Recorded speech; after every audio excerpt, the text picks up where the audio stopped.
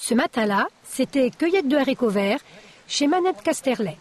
À ses côtés, un jeune homme qui n'est ni un salarié, ni un membre de sa famille, mais un woofer, un vacancier accueilli à la ferme en échange de quelques heures de bénévolat. Une présence bienvenue pour la jeune femme. Elle n'est pas encore installée à titre principal comme agricultrice.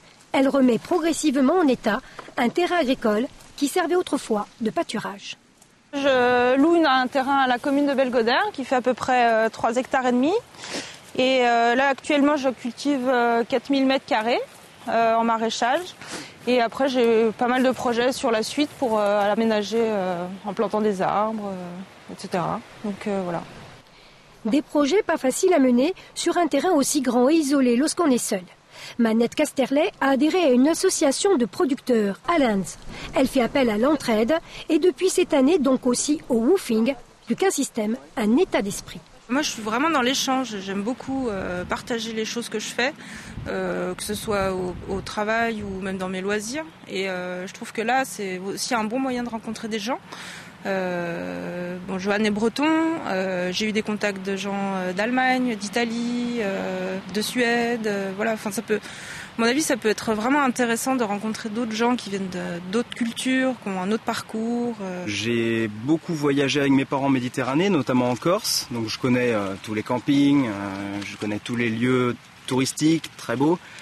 Mais au final, je ne connais pas la vie corse. J'avais envie de connaître un peu mieux le pays. Donc, étant chez l'habitant, tous les échanges sont vraiment beaucoup plus purs, je sais pas.